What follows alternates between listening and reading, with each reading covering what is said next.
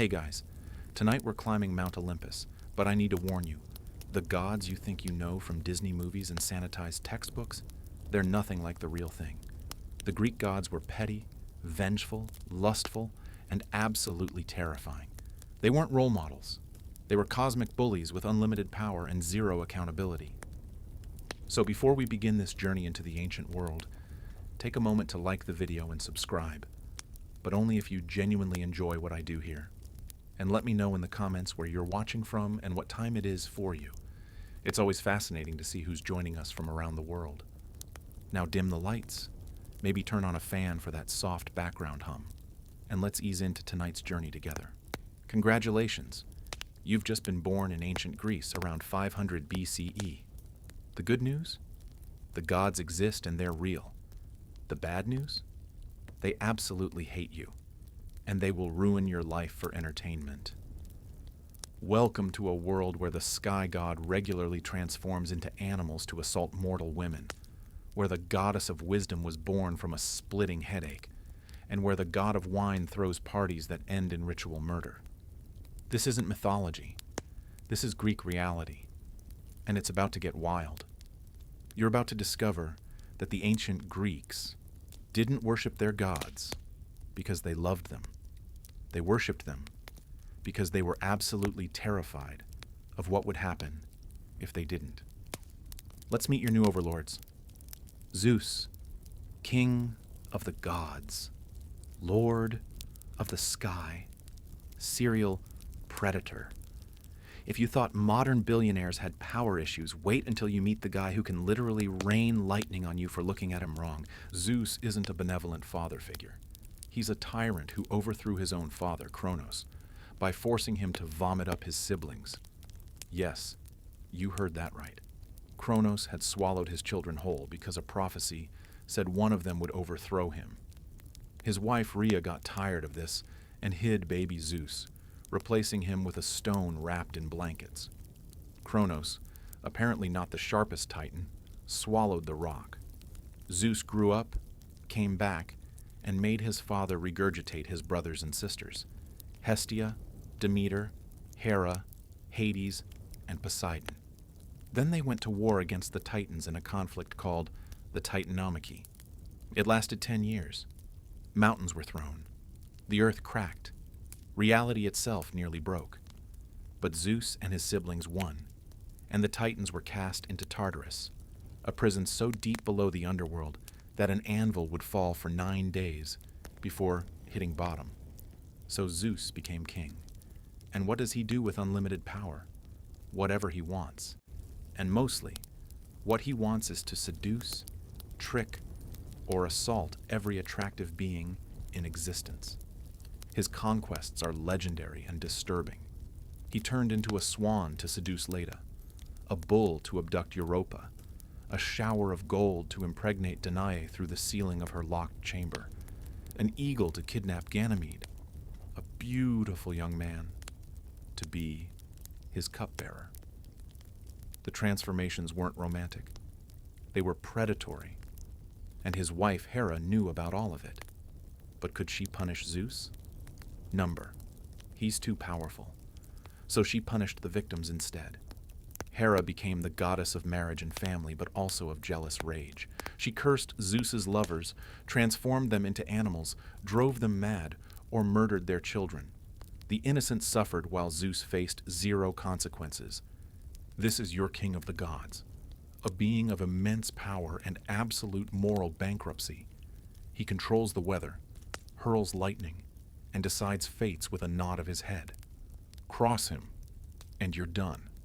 Please him, and you might survive another day. But here's the thing. Zeus isn't even the worst of them. He's just the most powerful. Wait until you meet the rest of the family. Hera, queen of the gods, goddess of marriage, family, and unrelenting vengeance. If Zeus is the problem, Hera is the collateral damage that became a weapon. Hera didn't choose this life. She's Zeus's sister, which in Greek mythology is not a problem, and also his wife, which she initially resisted.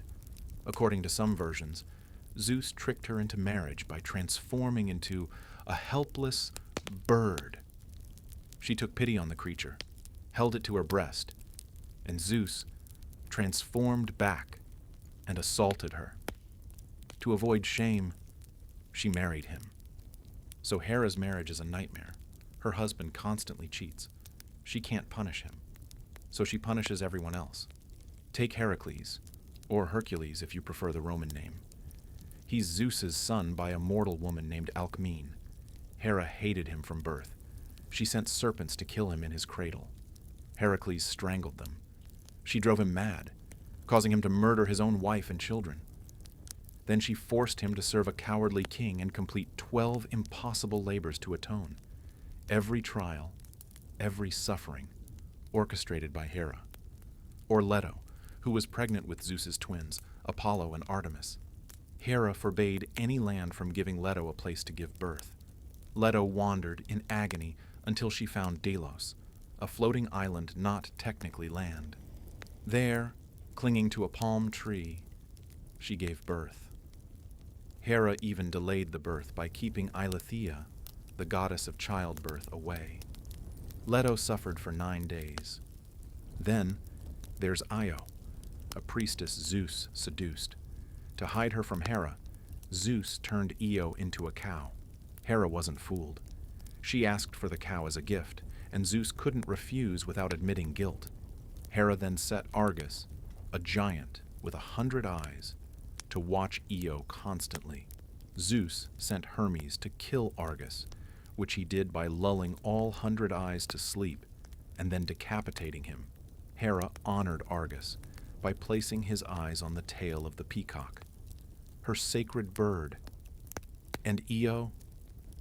Hera sent a gadfly to sting her endlessly, driving the cow-woman across the world in madness until she finally reached Egypt and was transformed back. Hera's rage knew no bounds. She punished nymphs, mortals, demigods, anyone connected to Zeus's infidelities. And the worst part? Greek society saw her as the protector of marriage. Women prayed to her for happy unions, even as her own marriage was a cycle of betrayal and revenge. But Hera wasn't just a victim turned villain. She was powerful. She could curse bloodlines, destroy cities, and manipulate fate itself. She was beautiful, regal, and absolutely terrifying. Marriage in Greece was sacred, not because it was loving, but because it was binding. Hera embodied that, the golden cage, beautiful and inescapable. This is your queen of the gods. Worship her, honor her, and whatever you do, don't sleep with her husband. Poseidon, god of the sea, earthquakes, and horses. Zeus's brother, and just as bad, maybe worse. Poseidon didn't get the sky.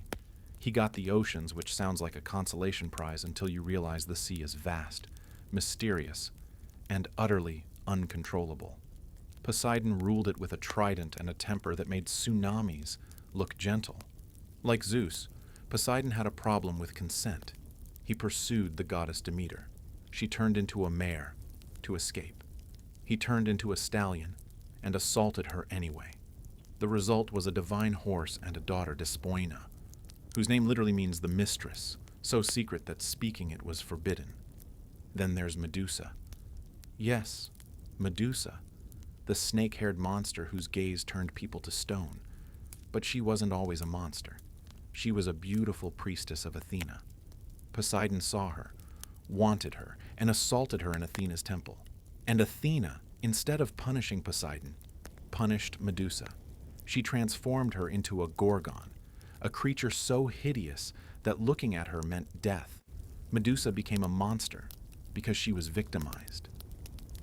Greek mythology is full of this backward justice. Poseidon was also prideful and petty. When the city of Athens was being founded, both Poseidon and Athena wanted to be its patron. They held a contest. Poseidon struck the ground with his trident and produced a saltwater spring. Impressive, but useless. Athena offered an olive tree symbolizing peace, prosperity, and oil. The people chose Athena. Poseidon was furious. He flooded the surrounding plains in revenge. Sore loser doesn't begin to cover it. He was also the father of many monsters. The Cyclops Polyphemus, who Odysseus blinded, was Poseidon's son. That's why Odysseus's journey home took 10 years of suffering. Poseidon made sure of it. The god held grudges like no other. Sailors feared him. Before any voyage, sacrifices were made. Horses were drowned in his honor. Prayers were shouted into the wind, because if Poseidon was in a bad mood, your ship was going down. Storms, whirlpools, sea monsters, all his to command. But Poseidon wasn't just destruction. He was also creation. He created the first horse by striking a rock. He shaped coastlines and controlled freshwater springs. He could be generous to those who honored him, and absolutely devastating to those who didn't. Your life as a Greek depends on the sea. Trade, travel, food, all connected to Poseidon's domain. So you pray, you sacrifice, you hope he's not paying attention to you, because when Poseidon notices you, your life becomes a nightmare. Hades, god of the underworld, ruler of the dead, and surprisingly the most reasonable of the three brothers. Hades got the short straw when the cosmos was divided.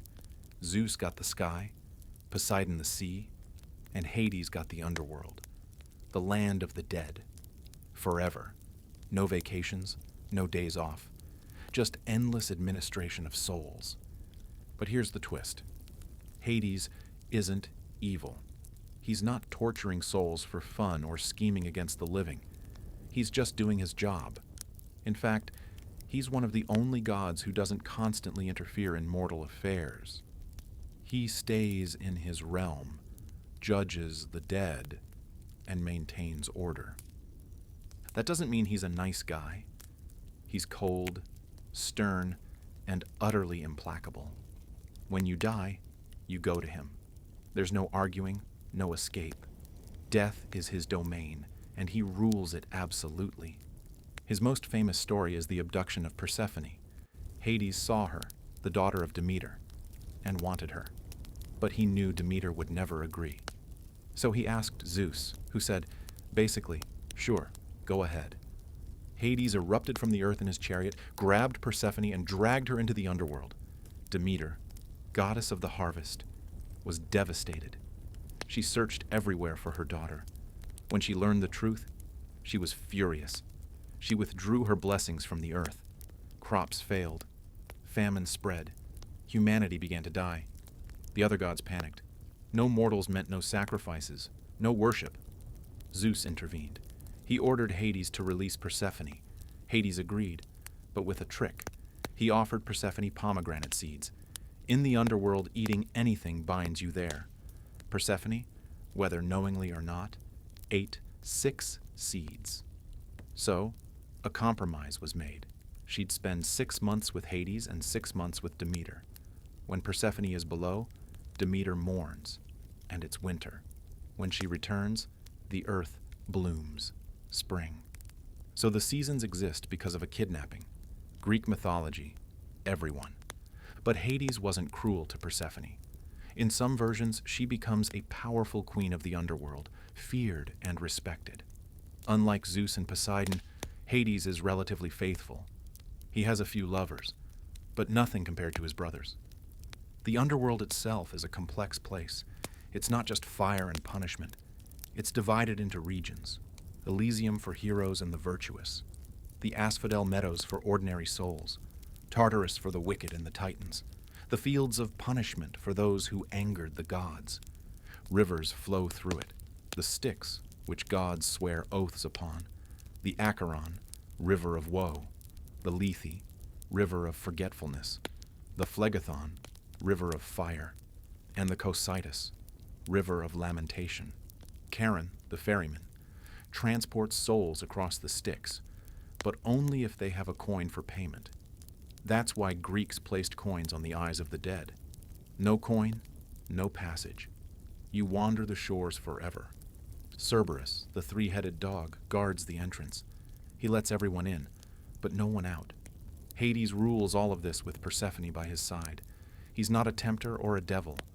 He's a king, stern and inevitable. And every Greek knows, you will meet him. Eventually, Everyone does.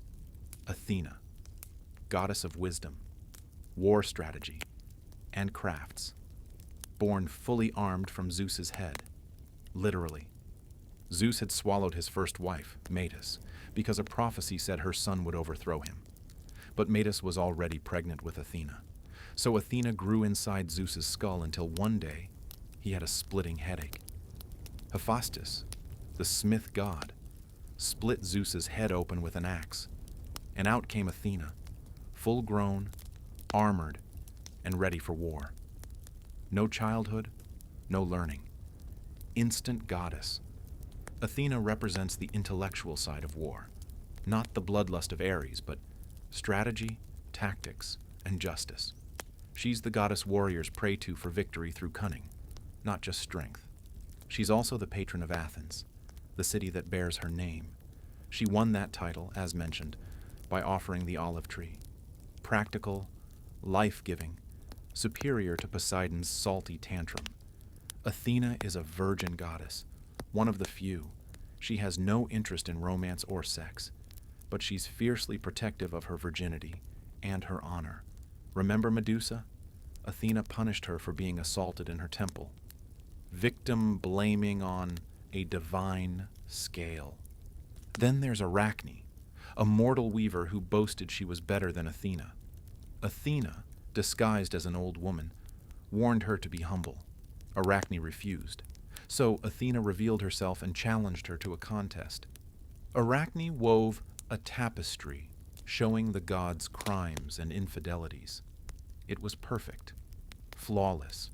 Athena couldn't deny it, but instead of admitting defeat, she destroyed the tapestry and turned Arachne into a spider, doomed to weave forever. Athena is wise, but she's also proud. Challenge her, and you'll regret it. She favored heroes. Odysseus was her favorite. She guided him through his trials, whispered strategies, and helped him return home. Perseus, who killed Medusa, was also her champion. She gave him a mirrored shield so he could see Medusa without turning to stone. But Athena's wisdom wasn't always mercy. She was calculating. She punished those who disrespected her and rewarded those who honored her, but always on her terms. Worship Athena for wisdom, for strategy, for the skills of craft and civilization, but never, ever think you're smarter than her. Apollo, god of the sun, music, prophecy, healing, and plague, beautiful, talented, and absolutely insufferable. Apollo is the golden god, literally. He drives the sun chariot across the sky each day, bringing light to the world. He's a master musician, playing the lyre with unmatched skill. He's a prophet, speaking through the oracle at Delphi. He's a healer, though he can also send plagues. He's also petty, cruel, and a sore loser. Take Marsyas, a satyr who was an incredible musician. He found a flute that Athena had discarded and became so skilled that he challenged Apollo to a contest. The muses judged. Apollo won, barely.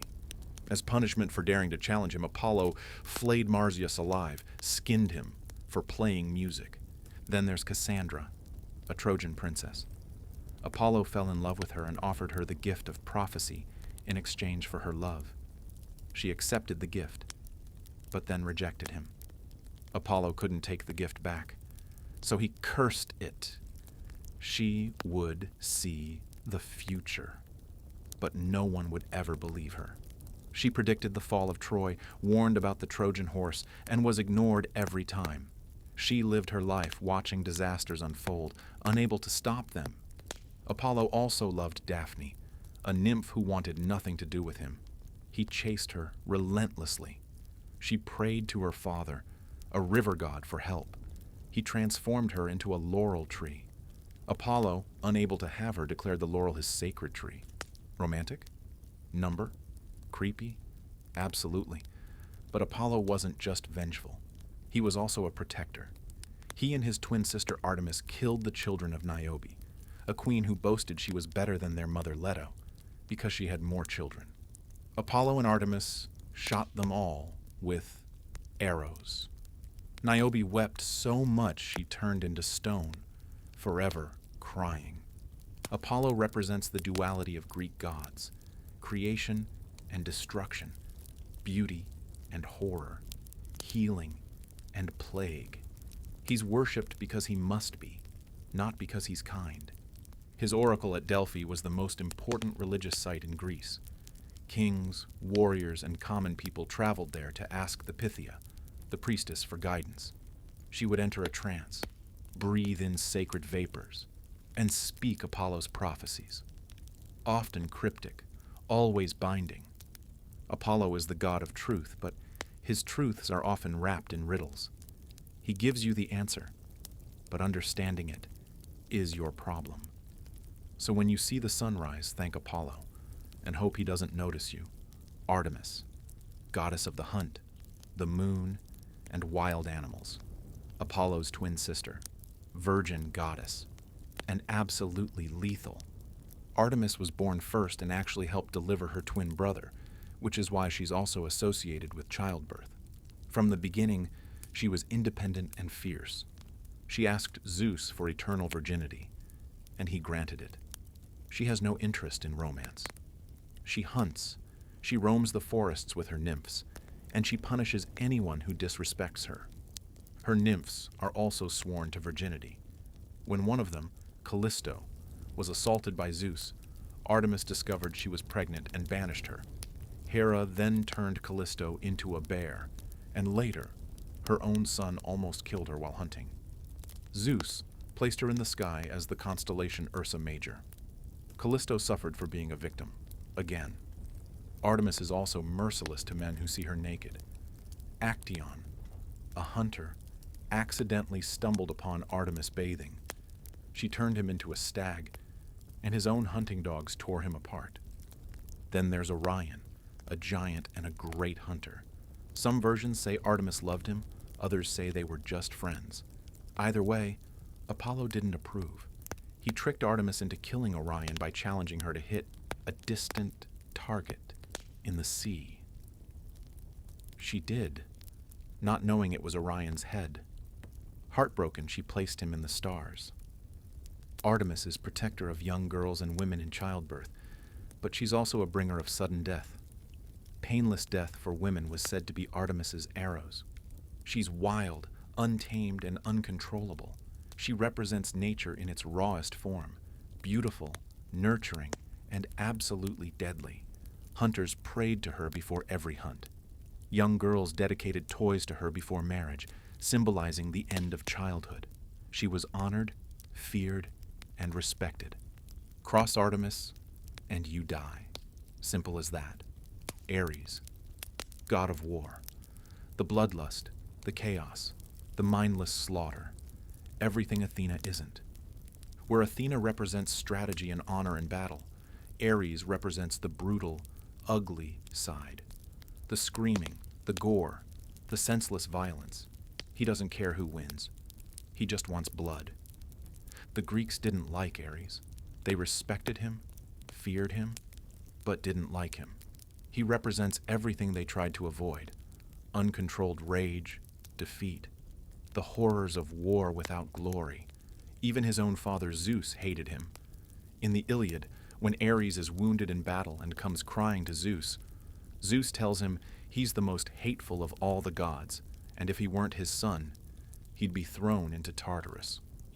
Ares had a long affair with Aphrodite, goddess of love. She was married to Hephaestus, the smith god, but she found him boring. Ares was exciting, passionate, dangerous. They had several children, including Phobos, fear, and Deimos, terror, who accompanied Ares into battle. Hephaestus found out about the affair and crafted an invisible net. He placed it over his bed, and when Ares and Aphrodite were together, he trapped them. Then he called all the gods to witness their shame. The gods laughed. Ares was humiliated, but faced no real consequences. Ares represents the harsh truth. War isn't glorious. It's terrifying. It's chaos. And the god who embodies it is hated even by his own family. Soldiers didn't pray to Ares for victory. They prayed to Athena. they prayed to Zeus. Ares was invoked only when bloodlust was needed, when mercy was abandoned. He's necessary but unwanted, powerful but despised. That's Ares, the god no one wants but everyone fears. Aphrodite, goddess of love, beauty, desire, and absolute chaos. Aphrodite's birth is bizarre. When Kronos castrated his father Uranus, he threw the severed genitals into the sea. From the sea foam, Aphrodite emerged, fully grown and devastatingly beautiful. So she's technically older than Zeus, born from the primal act of violence that began the divine cycle.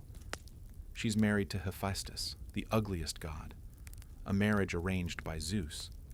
But Aphrodite doesn't love him. She loves Ares, the god of war. She also loves Adonis, a mortal so beautiful that even Persephone wanted him. Aphrodite and Persephone fought over him until Zeus declared Adonis would spend part of the year with each. He was later killed by a boar, either sent by a jealous Ares or Artemis, depending on the version. Aphrodite's power is terrifying. She doesn't just inspire love. She controls it. She can make anyone fall in love with anything. She caused the Trojan War. Here's how. Eris, goddess of discord, wasn't invited to a wedding. Angry, she threw a golden apple inscribed, "To the fairest," into the party. Hera, Athena, and Aphrodite all claimed it. Zeus refused to judge, so he passed the decision to Paris, a Trojan prince. Each goddess offered a bribe. Hera offered power. Athena offered wisdom and victory in battle. Aphrodite offered the most beautiful woman in the world, Helen of Sparta. Paris chose Aphrodite. There was one problem. Helen was already married to Menelaus, king of Sparta. Paris took her to Troy anyway, starting a 10-year war that destroyed an entire civilization. Thousands died. Cities burned. All because Aphrodite wanted to win a beauty contest. She's also incredibly vengeance. When women of Lemnos didn't honor her enough, she cursed them with a foul odor, driving their husbands to seek other women.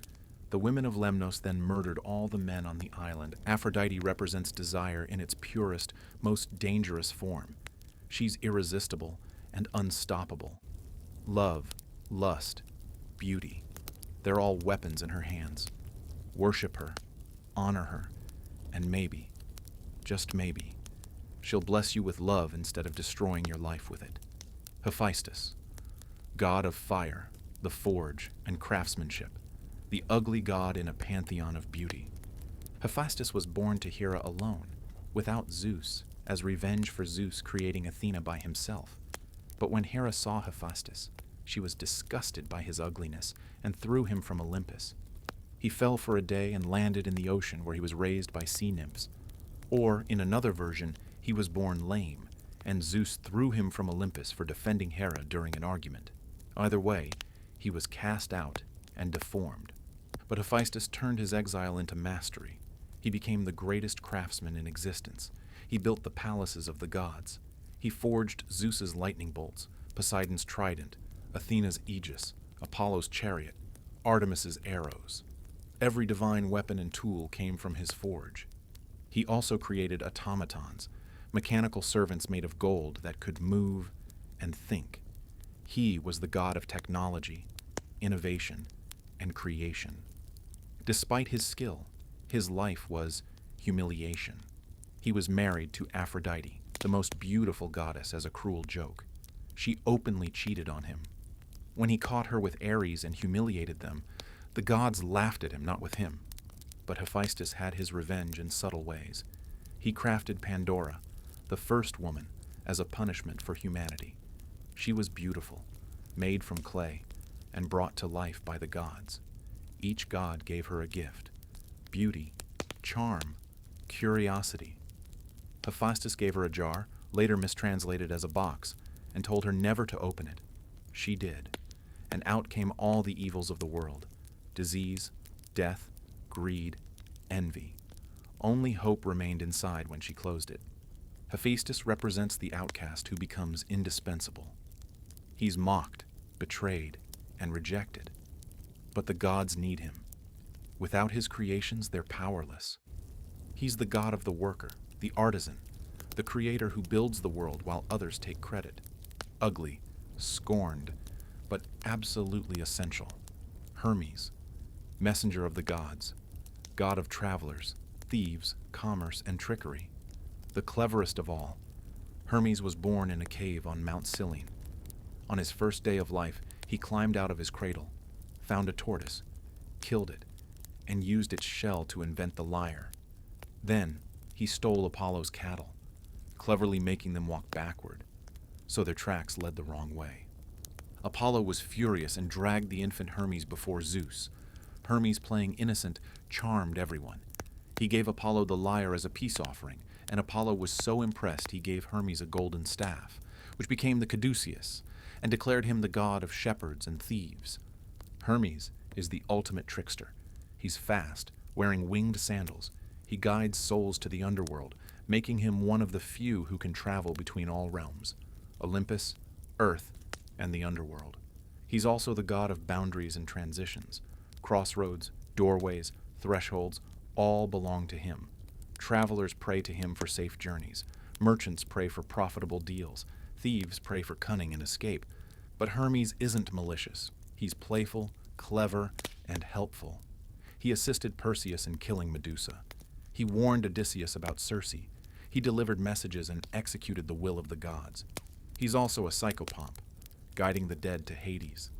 He's present at both birth and death, beginnings and endings. Hermes represents communication, movement, and change. He's quick-witted, resourceful, and always one step ahead. Pray to him when you travel. Pray to him when you trade.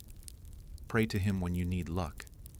And if you're stealing something, well, he might just help with that too. Dionysus, god of wine, madness, theater, and ecstasy, the god who breaks all the rules. Dionysus is unique. He's the son of Zeus and a mortal woman, Semele. Hera, jealous as always, tricked Semele into asking Zeus to reveal his true form. Zeus tried to refuse, but he'd sworn on the river Styx, an unbreakable oath. When he revealed himself, his divine radiance incinerated Semele, but she was pregnant with Dionysus. Zeus saved the fetus and sewed it into his own thigh, carrying it to term. So Dionysus was born twice, once from his mother, once from his father. Hera wasn't done. She drove Dionysus mad. He wandered the world, spreading his cult, teaching mortals to make wine and gathering followers. His followers, called Maenads or Bacchantes, were women who worshipped him in wild, ecstatic rituals. They drank wine, danced until they collapsed, and entered states of divine madness. In this state, they were said to have superhuman strength. They could tear apart animals, and sometimes men, with their bare hands. Dionysus represents the loss of control, the breaking of social boundaries. Wine dissolves inhibitions. Madness frees you from reason. Theater allows you to become someone else. He's also dangerous. King Pentheus of Thebes refused to honor Dionysus. So Dionysus drove Pentheus's mother and the women of Thebes into a frenzy. They tore Pentheus apart, his own mother ripping off his head, thinking he was a lion. Dionysus is both liberation and destruction. He offers freedom from the mundane, but that freedom can consume you. He's the god of wine, but also of the hangover, of joy, but also of the madness that follows. Festivals in his honor, the Dionysia, were massive events featuring theater, wine, and revelry. Greek theater was born from these festivals, tragedy and comedy, both sacred to Dionysus. So when you drink wine, you honor Dionysus. When you watch a play, you honor him. When you lose yourself in music, dance, or joy, that's his gift.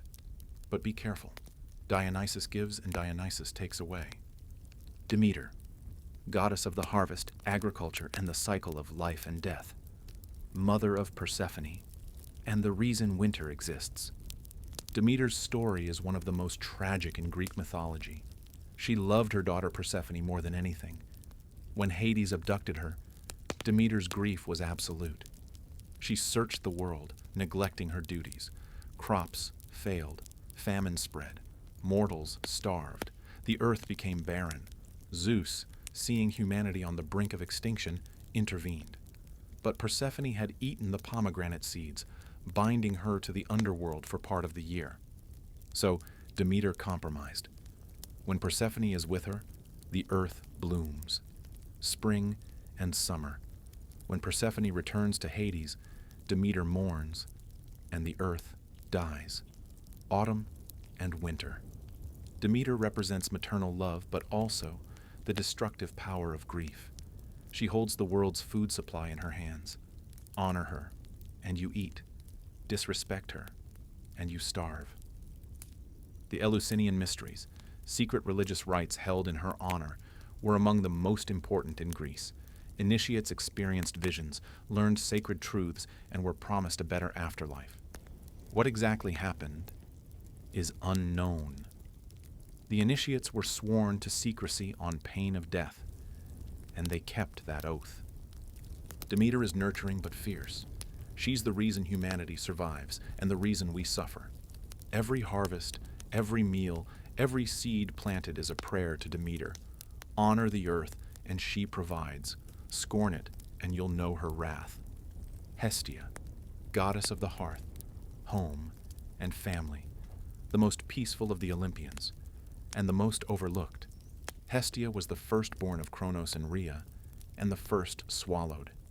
She was also the last to be regurgitated, making her both the oldest and youngest. She's one of the three virgin goddesses, along with Athena and Artemis. Both Poseidon and Apollo wanted to marry her, but she refused and swore eternal virginity. Zeus honored her by giving her the central place in every home and temple, the hearth. The hearth was the heart of the home. It provided warmth, cooked food, and was a sacred space. Every meal began with an offering to Hestia. Every public building had a hearth dedicated to her. She's the most peaceful god. She never fights, never schemes, never takes sides. She simply is, a constant presence, a symbol of stability. But don't mistake peace for weakness. Disrespect the hearth, and you disrespect the foundation of society. Break the sacred guest laws, and Hestia's quiet wrath follows. Hestia represents the idea that not all power is loud. Some power is quiet, constant, essential. The hearth is small, but without it, everything collapses. She's the least dramatic of the gods, and that's precisely her strength. So when you sit by a fire, when you share a meal, when you find comfort in your home, that's Hestia. Silent, steady, sacred. Pan, god of the wild, shepherds, and panic. Half goat, half man, and entirely chaotic. Pan wasn't an Olympian, but he was deeply important to the Greeks, especially rural communities. He's the son of Hermes and a nymph, born with the legs, horns, and ears of a goat. When his mother saw him, she fled in horror. But Hermes loved his strange son and brought him to Olympus, where the gods laughed and welcomed him. They named him Pan, meaning all, because he delighted everyone. Pan lived in Arcadia, the wild mountain region of Greece. He spent his days playing his panpipes, chasing nymphs and napping in caves. He was lustful, mischievous, and utterly untamed. His music was haunting. The sound of panpipes echoing through mountain valleys could enchant or terrify. He invented the instrument after falling in love with a nymph named Syrinx. She rejected him and prayed to be transformed to escape. She became a bed of reeds. Pan, heartbroken, cut the reeds and fashioned them into pipes, so her voice could still sing. But Pan's most famous attribute is panic. The word comes from him. When disturbed during his afternoon nap, Pan would let out a blood-curdling scream that sent armies fleeing in terror. This panic could turn the tide of battles. It's irrational, overwhelming fear, the kind that makes soldiers drop their weapons and run. During the Battle of Marathon, the Athenians claimed Pan helped them defeat the Persians by causing panic in the enemy ranks. In gratitude, they built him a shrine. Pan represents the untamed wilderness, the primal forces that civilization tries to control but never fully can. He's the rustle in the bushes, the shadow in the woods, the sudden, inexplicable fear. He's also associated with fertility and sexuality, often depicted with an exaggerated phallus. Rural festivals in his honor were wild, drunken affairs. Later, when Christianity spread, Pan's image, horns, hooves, and wild nature was transformed into the devil. The god of nature became the symbol of evil. But in ancient Greece, he was just Pan, wild, free, and fundamentally beyond control. So when you're alone in nature and feel that sudden unease, that's Pan, watching, laughing, reminding you that the wild has never been tamed. Now let's talk about the monsters, because the gods didn't just rule, they created nightmares. The Titans came first, primordial beings who ruled before the Olympians. Kronos, their king, devoured his children. Oceanus, the great river circling the world. Hyperion, Titan of light. Themis, of divine law. Mnemosyne, of memory. They lost the war against Zeus and were imprisoned in Tartarus. But they weren't destroyed. They still exist, suffering in the deepest pit of creation. Then came the monsters born from the gods' mistakes, curses, and crimes. The Minotaur, half man, half bull, born from Poseidon's curse on King Minos' wife. She fell in love with a bull, and the result was a monster that devoured human sacrifices in a labyrinth beneath Crete. Theseus eventually killed it, but not before it claimed countless lives. The Hydra, a serpent with 9 heads, cut off one head and 2 more grew back.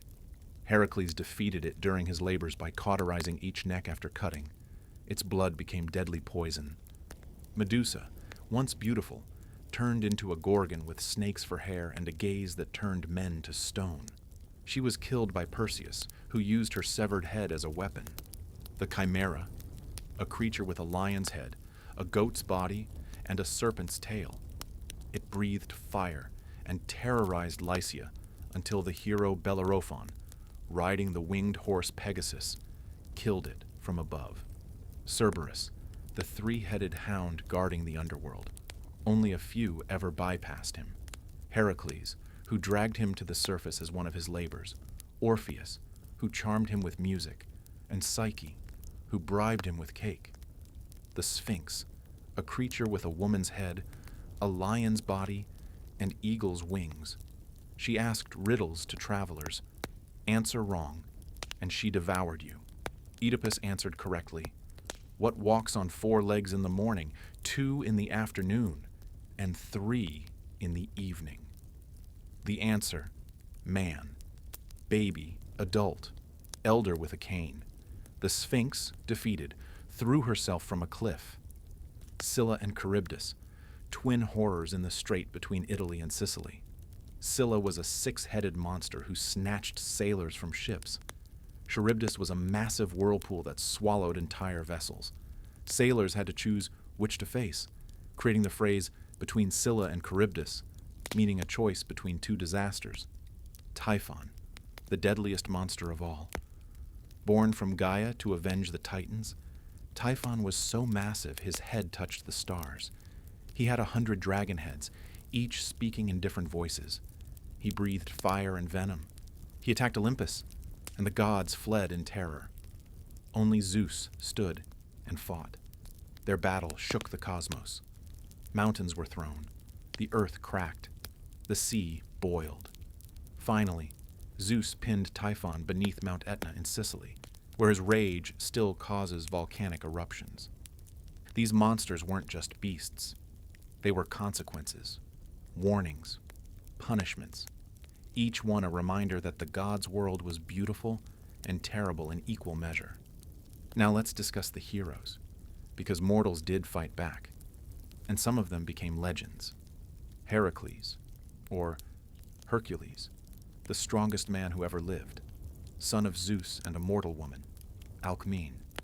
Hera hated him from birth and sent serpents to his cradle. Baby Heracles strangled them, but Hera's hatred never stopped. She drove him mad, causing him to murder his wife and children. To atone, the oracle at Delphi commanded him to serve King Eurystheus and complete 12 labors, each one impossible. He killed the Nemean lion, whose hide was impenetrable. He wore its skin as armor. He slew the Hydra, captured the golden hind of Artemis, caught the Erymanthean boar, cleaned the Augean stables in one day by redirecting rivers, drove away the Stymphalian birds with bronze castanets, captured the Cretan bull, stole the mares of Diomedes which ate human flesh, obtained the girdle of Hippolyta, queen of the Amazons, captured the cattle of Geryon from the edge of the world, stole the golden apples of the Hesperides, and finally dragged Cerberus from the underworld. He completed them all. But even after, his life was suffering. His second wife, Deianira, accidentally poisoned him with what she thought was a love potion, but was actually Hydra venom. The pain was so unbearable that Heracles built his own funeral pyre and burned himself alive. Zeus took pity and brought him to Olympus, making him a god. Even Hera eventually reconciled and allowed him to marry her daughter, Hebe. Heracles represents strength, endurance, and the tragic hero. No matter how strong you are, fate and the gods will break you. Then there's Perseus, who killed Medusa. He was the son of Zeus, who impregnated his mother Danae as a shower of gold. King Polydectes wanted Danae and sent Perseus on a suicide mission. Bring back Medusa's head. The gods helped. Athena gave him a polished shield to see Medusa's reflection. Hermes gave him winged sandals. Hades gave him a helm of invisibility. The nymphs gave him a bag to hold the severed head.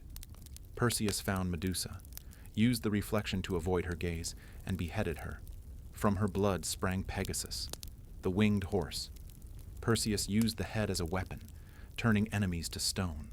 He saved Andromeda from a sea monster by showing it Medusa's face. He eventually returned home, turned Polydectes and his court to stone, and lived a relatively happy life. He even founded Mycenae. Perseus is one of the few Greek heroes with a happy ending. Theseus, the hero of Athens. He volunteered to be one of the tributes sent to Crete to be fed to the Minotaur, but he planned to kill it. King Minos's daughter, Ariadne, fell in love with Theseus and gave him a ball of thread. He used it to navigate the labyrinth, killed the Minotaur, and escaped. He promised to marry Ariadne but abandoned her on an island. Dionysus found her and made her his wife. Theseus forgot to change his ship's sails from black to white, the signal that he'd survived. His father, King Aegeus, saw the black sails, believed his son was dead, and threw himself into the sea. That sea is now called the Aegean. Theseus became king of Athens, but his later life was tragic. His wife died. His son was killed due to his jealousy. He died alone, forgotten. Jason, who led the Argonauts to find the Golden Fleece. He assembled the greatest heroes of Greece, Heracles, Orpheus, Castor and Pollux, Atalanta, and many others. They sailed on the Argo, facing sirens, clashing rocks, and countless dangers. Jason succeeded with the help of Medea, a sorceress and daughter of King Aeetes. She betrayed her father for Jason, killed her own brother to delay pursuit, and helped Jason claim the fleece. But Jason betrayed her. He abandoned Medea to marry a princess. Medea's revenge was absolute. She killed Jason's new bride with a poisoned dress, murdered her own children to hurt Jason, and escaped in a chariot, pulled by dragons. Jason died alone, crushed by a rotting beam from the Argo. The gods gave him glory, then took everything. Odysseus, the cleverest Greek. His story is the Odyssey, a 10-year journey home after the Trojan War. He faced the Cyclops Polyphemus, the witch Circe who turned his men into pigs, the sirens whose song lured sailors to death, Scylla and Charybdis, and even descended to the underworld to consult the prophet Tiresias. Every trial was a test of wit, endurance, and will. Poseidon hated him for blinding Polyphemus. Athena protected him for his cleverness. He finally reached home to find his house overrun with suitors trying to marry his wife, Penelope. With his son Telemachus and Athena's help, he slaughtered them all. Odysseus represents the thinking hero, the survivor who uses intelligence over strength. But even he suffered for decades before finding peace. These heroes show the Greek ideal. Face impossible odds. Fight with everything you have. And even if you fail, your story will live forever. But the gods didn't just torment individuals. They destroyed entire civilizations. And no story shows this better than the Trojan War. It began with a wedding. Peleus, a mortal hero, was marrying Thetis, a sea nymph. All the gods were invited except Eris, goddess of discord. Furious, she crashed the party and threw the golden apple inscribed, "To the fairest." Hera, Athena, and Aphrodite all claimed it. Zeus, wisely, refused to judge. He chose Paris, a Trojan prince raised as a shepherd, to decide. Each goddess offered a bribe. Hera promised power over all of Asia. Athena promised victory in every battle and unmatched wisdom. Aphrodite promised the most beautiful woman in the world. Paris chose Aphrodite. The most beautiful woman was Helen of Sparta, wife of King Menelaus. Paris traveled to Sparta, seduced or abducted Helen, depending on the version, and brought her to Troy. Menelaus was enraged. He called upon all Greek kings to honor their oath to protect Helen's marriage. An army assembled. Achilles, the greatest warrior. Odysseus, the cleverest. Ajax, the strongest. Agamemnon, the commander. They sailed to Troy and laid siege. The war lasted 10 years. Thousands died. Heroes fell. The gods took sides. Aphrodite, Ares, and Apollo supported Troy. Hera, Athena, and Poseidon supported Greece. Achilles was invincible except for his heel. His mother Thetis had dipped him in the river Styx as a baby, making him invulnerable everywhere except where she held him. He killed Hector, Troy's greatest defender, and dragged his body around the city in rage. But Paris, guided by Apollo, shot Achilles in the heel. The greatest warrior died from a single arrow. The war ended with Odysseus's plan, the Trojan horse. The Greeks built a massive wooden horse, hid soldiers inside, and pretended to sail away. The Trojans, thinking it a gift, brought it into the city. At night, the soldiers emerged and opened the gates. The Greek army poured in. Troy burned. Men were slaughtered. Women were enslaved. The city was utterly destroyed. All because of one apple, one choice, and the gods' endless pettiness. The Trojan War shows the gods at their worst, using mortals as toys, destroying lives for pride, turning love into a weapon. Thousands died, civilizations fell, and the gods watched from Olympus, placing bets. But the Greeks also believed in prophecy, fate, and the inescapable will of the Moirai, the Fates. The Moirai were 3 sisters: Clotho, who spun the thread of life; Lachesis, who measured it; and Atropos, who cut it. Even the gods couldn't change what the Fates decreed. Prophecies were everywhere. Oracles, seers, dreams, all foretold the future. And here's the cruel part. Prophecies always came true, but trying to avoid them usually caused them. Oedipus was prophesied to kill his father and marry his mother. His parents abandoned him to prevent this. He was raised by another king, learned of the prophecy, and fled to avoid it. On the road, he killed a stranger in an argument. His real father. He arrived in Thebes, solved the Sphinx's riddle, and was made king, marrying the widowed queen, his real mother. When the truth emerged, his mother-wife hanged herself. Oedipus gouged out his own eyes and wandered as a blind beggar. The prophecy was fulfilled precisely because he tried to avoid it. This is Greek tragedy. Fate is inescapable. The harder you fight, the tighter it binds. Free will is an illusion. The fates decide, and you play your part. So the Greeks didn't just worship the gods out of love. They worshipped out of fear, necessity, and the hope of avoiding the worst. Temples were built in every city. Sacrifices were constant. Animals, wine, grain, incense, all offered to appease divine anger. Festivals honored each god: the Panathenaic Games for Athena, the Pythian Games for Apollo, the Olympic Games for Zeus. These weren't just sporting events, they were religious obligations. Priests and priestesses served as intermediaries. The oracle at Delphi was the most famous, but every temple had its servants. They interpreted signs, performed rituals, and maintained sacred spaces. Household worship was just as important. Every home had a shrine to Hestia. Offerings were made daily. Ancestors were honored. Spirits were appeased. Disrespect the gods, even accidentally, and disaster followed. Hubris, excessive pride, was the greatest sin. Claiming to be better than the gods, even if true, brought divine punishment. Niobe boasted she was better than Leto because she had more children. Apollo and Artemis killed all of them. Arachne claimed she was a better weaver than Athena. She became a spider. Marsyas challenged Apollo to a music contest. He was flayed alive.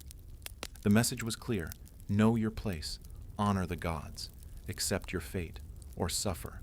But despite the fear, the Greeks loved their gods. They saw themselves in them. The gods were flawed, passionate, petty, loving, and cruel, just like humans, but with infinite power. Greek religion wasn't about morality. The gods didn't care if you were good. They cared if you honored them. A murderer who sacrificed properly was favored over a saint who didn't. This is the Greek worldview. Life is hard, the gods are capricious, fate is inescapable, but glory and honor make it all worthwhile. Your name, your story, your kleos, that's immortality. Not heaven, not paradise, just being remembered. So now you understand. The Greek gods weren't benevolent. They were powerful, dangerous, and deeply flawed. They created wonders and nightmares in equal measure. Zeus ruled with lightning and lust, Hera with jealousy and vengeance, Poseidon with waves and rage, Hades with death and judgment, Athena with wisdom and pride, Apollo with beauty and cruelty, Artemis with wildness and wrath, Ares with bloodlust, Aphrodite with desire and chaos, Hephaestus with skill and rejection, Hermes with cunning and speed, Dionysus with madness and freedom, Demeter with life and grief, Hestia with quiet strength, Pan with wild panic, and you, a mortal, caught in the middle. Your life is short, your power is limited, but your choices matter. Your story can become legend. The Greeks faced this reality every day. They honored the gods, not out of love, but survival. They told stories to make sense of chaos. They built temples to beg for mercy, and when they died, they hoped for Elysium, a paradise for heroes. But most went to the Asphodel Meadows, a gray, quiet eternity. Not punishment, just existence. Forever. The Greek gods are long gone. The temples are ruins. The sacrifices have stopped. But the stories remain. Because the Greeks understood something fundamental. Gods reflect us. Our best, our worst, our contradictions. Zeus's power and weakness. Hera's love and hatred. Athena's wisdom and pride. Aphrodite's beauty and destruction. They're all human traits, magnified to divine scale. We still tell these stories because they're true. Not historically, but emotionally. The gods show us what happens when power has no limits, when desire has no boundaries, when rage has no consequences. They're warnings and mirrors. They're entertainment and education. They're mythology, but they feel real. So tonight, when you look at the stars, think of the Greeks. They saw gods up there, constellations with stories, Orion the hunter, Andromeda the princess, Cassiopeia the queen, each one a reminder of divine power and mortal folly. The gods may not be real, but their lessons are. Pride leads to downfall. Power corrupts. Love destroys. Fate is inescapable. But courage, cleverness, and honor can make you immortal. Not in heaven, not in paradise, but in story, in memory, in the minds of those who hear your name and remember. That's the Greek gift to us, not perfect gods or clear morality, but the understanding that life is beautiful and terrible, that we're small but significant, that even in a world ruled by chaos and power, we can still be heroes. The gods of Olympus may be myths, but the truths they tell, those are eternal. So raise a glass, pour a libation, honor the gods who never existed but somehow shaped the world. Because the Greeks knew, it's not about truth, it's about the story.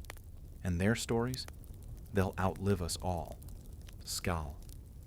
Or as the Greeks would say, yamas, to life, to death, to the gods who watch, laugh, and judge, and to you, for listening to their tales. Ertem, akor it van egi hossab, ut Perseus versio. But before we go, there's one more thing the Greeks understood that we've forgotten. The gods aren't dead. They never were. They just evolved. We don't call them Zeus, Hera, or Poseidon anymore. We call them corporations, governments, algorithms, systems. But the game is exactly the same. Beings with infinite power, zero accountability, and a complete disregard for your suffering. Zeus became every billionaire who faces no consequences. Hera became every institution that punishes the victims instead of the perpetrators. Poseidon became every force of nature we can't control. Hades became the inevitability we all face, but refuse to acknowledge. The Greeks weren't primitive for believing in gods. They were honest. They looked at the world and said, we're surrounded by forces more powerful than us, forces that don't care about fairness or justice. Let's at least give them names and try to understand them. And that's what mythology really is. It's not fairy tales. It's brutal honesty wrapped in story. Every myth is a warning. This is how power works. This is what happens when you challenge it. This is the price of being human in a world ruled by forces beyond your control. Prometheus gave humans fire, and he was tortured for eternity. The message? Those in power hate when you try to elevate yourself. They want you dependent, helpless, grateful for scraps. Odysseus spent 10 years trying to get home, facing monsters and gods at every turn. The message? Even when you do everything right, the journey will break you. But keep going anyway. Sisyphus was condemned to roll a boulder up a hill forever, only to watch it roll back down. The message? Life is repetitive, exhausting, and seemingly pointless. But the act of pushing, of trying, that's where meaning lives. The Greeks didn't sugarcoat reality. They didn't promise heaven or redemption. They said, life is hard, the gods are cruel, and you're going to die. But here's the thing. How you face that truth defines you. You can submit. You can hide. You can pretend the gods aren't watching. Or you can do what the heroes did. Grab your sword, face your monster, and make them remember your name. Achilles knew he would die young if he fought at Troy. He went anyway, because glory mattered more than years. Antigone knew she'd be executed for defying the king. She did it anyway, because honor mattered more than life. These aren't stupid choices. They're defiant ones. They're looking at fate and saying, I see you. I know how this ends, but I'm going to make you work for it. And that's the Greek gift to humanity. Not optimism, not false hope, but the understanding that even in a rigged game, even when the gods hold all the cards, you still get to choose how you play your hand. Maybe your Mount Olympus is a corporate ladder you'll never climb. Maybe your Minotaur is a system designed to consume you. Maybe your prophecy is a future you can see but can't change. Face it anyway. Because 3,000 years from now, when our cities are ruins and our gods are forgotten, the stories that survive will be the ones about people who refused to quit, who faced the abyss and didn't blink, who made the gods themselves pause and take notice. The Greeks are long gone. Their temples crumbled. Their gods became myths. But their spirit lives in every person who chooses courage over comfort, truth over lies, and a good death over a meaningless life. And one last thing. The Greeks had a saying, "Know thyself." It was inscribed on the temple of Apollo at Delphi. Not "obey the gods" or "fear your fate." Just know thyself. Because that's the only real power mortals have. The gods can control the weather, start wars, twist fate, but they can't control who you are. That's yours alone. So know yourself, own your flaws, face your truths, choose your battles, and when the end comes, as it does for everyone, meet it with your eyes open and your head high. The gods respect nothing else, so go. Live your mythology, face your fate, fight your monsters, and when Charon's ferry arrives to take you across the river, step aboard knowing you gave them one hell of a story. The gods may not be real, but the lesson they teach is eternal. Power is temporary, but a legendary story lasts forever. Thank you for joining me tonight. Now, go be a hero. The world needs them more than ever.